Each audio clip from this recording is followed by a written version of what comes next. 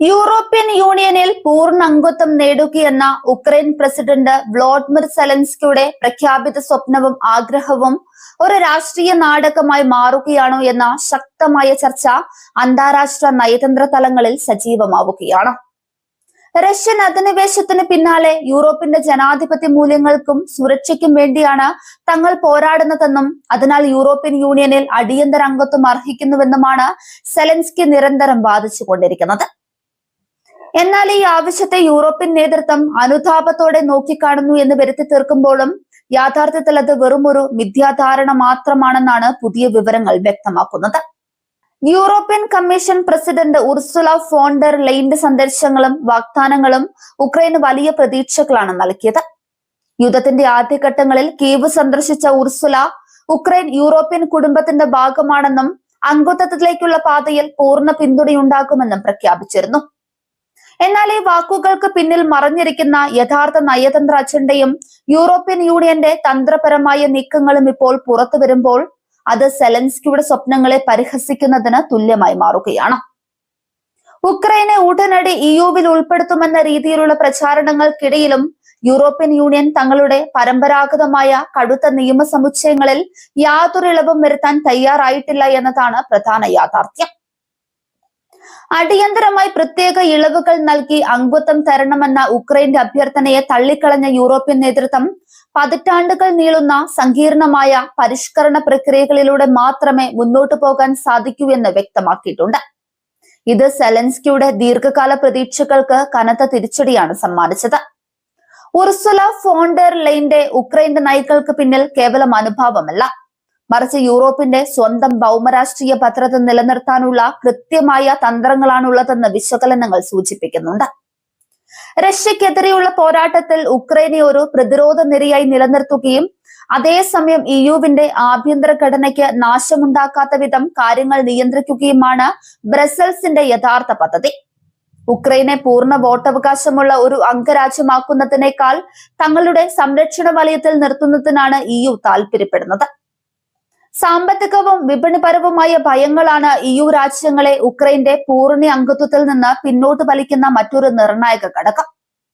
യൂറോപ്പിലെ തന്നെ ഏറ്റവും വലിയ കാർഷികാധിഷ്ഠിത രാജ്യങ്ങളിലൊന്നായ ഉക്രൈൻ ഇയുവിന്റെ ഏകീകൃത വിപണിയിൽ തടസ്സമില്ലാതെ എത്തിയാൽ അത് ഫ്രാൻസ്, പോളണ്ട്, ഹംഗറി തുടങ്ങിയ രാജ്യങ്ങളിലെ കർഷകരെയും സാമ്പത്തിക മേഖലയെയും കടുത്ത പ്രതിസന്ധിയിലാക്കും.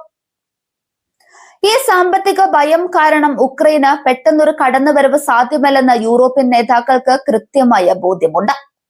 ഇതിനു പുറമെ യൂറോപ്യൻ യൂണിയന്റെ ബജറ്റ് വിഹിതത്തിലും വൻ അട്ടിമറികൾ സംഭവിക്കാൻ ഉക്രൈന്റെ വരവ് കാരണമാകും.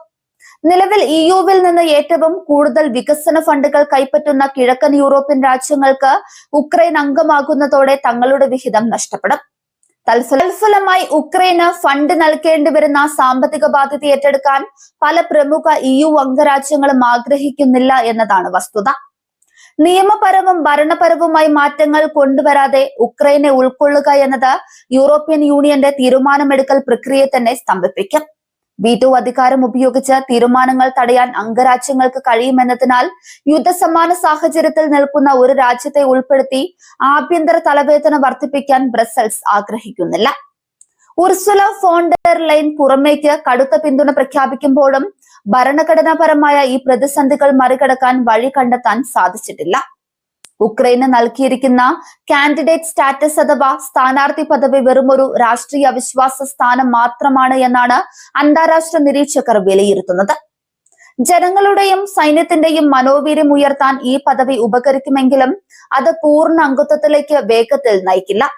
തുർക്കി ഉൾപ്പെടെയുള്ള രാജ്യങ്ങൾ പതിറ്റാണ്ടുകളായി ഇയു കാത്തിരിപ്പ് കേന്ദ്രത്തിൽ തുടരുന്ന അനുഭവങ്ങൾ ഇതിന് ഉദാഹരണമാണ്. കഴിഞ്ഞ വർഷങ്ങളിൽ നടന്ന ഉച്ചകോടികളിൽ സെലൻസ്കി നടത്തിയ വൈകാരികമായ പ്രസംഗങ്ങൾ പലപ്പോഴും യൂറോപ്യൻ ഉദ്യോഗസ്ഥരെ അസ്വസ്ഥരാക്കിയിട്ടുണ്ട്.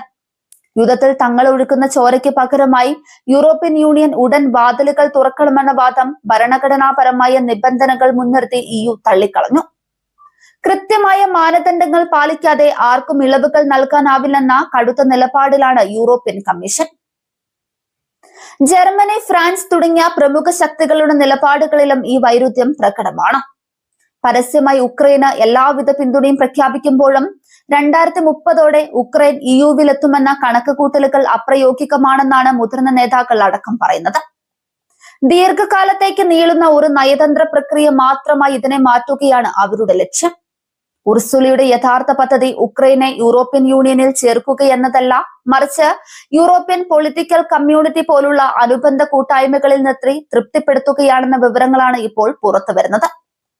പൂർണ്ണ വോട്ടവകാശമോ സാമ്പത്തിക വിഹിതമോ ഇല്ലാതെ സൈനിക സുരക്ഷാ പങ്കാളിത്തം മാത്രം നൽകുന്ന ഒരു നയം രൂപീകരിക്കാനാണ് EU ശ്രമിക്കുന്നത്. യൂറോപ്യൻ സമുച്ചയത്തിന്റെ സുരക്ഷയ്ക്ക് വേണ്ടി പോരാടുന്ന ഉക്രൈന് ഈ തന്ത്രപരമായ നിലപാടുകൾ വലിയ തിരിച്ചടിയാണ് നൽകുന്നത്.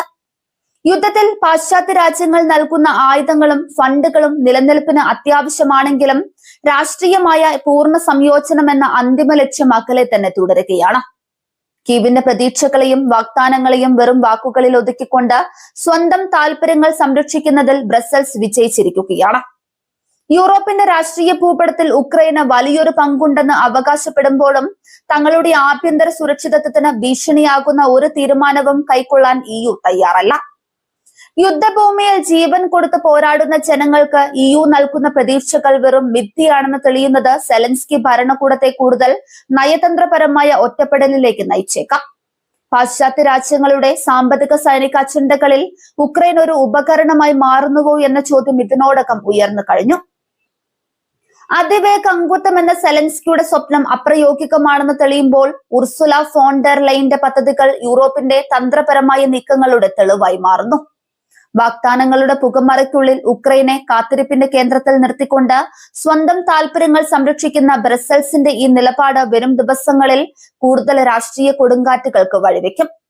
പാശ്ചാത്യ പിന്തുണയുടെ യഥാർത്ഥ രൂപം സഹായമല്ല, മറിച്ച് തന്ത്രപരമായ സ്വാർത്ഥതയാണെന്ന് വ്യക്തമാക്കുന്നതാണ് യൂറോപ്യൻ യൂണിയന്റെ പുതിയ നിലപാടുകൾ. സെലൻസ്കിയുടെ പ്രഖ്യാപിത ലക്ഷ്യങ്ങളെ പരിഹസിച്ചുകൊണ്ട് നീണ്ടു നിൽക്കുന്ന ചർച്ചകളിലൂടെ ഉക്രൈനെ പുറത്തു നിർത്താനാണ് യൂറോപ്യൻ നേതൃത്വത്തിന്റെ നീക്കം.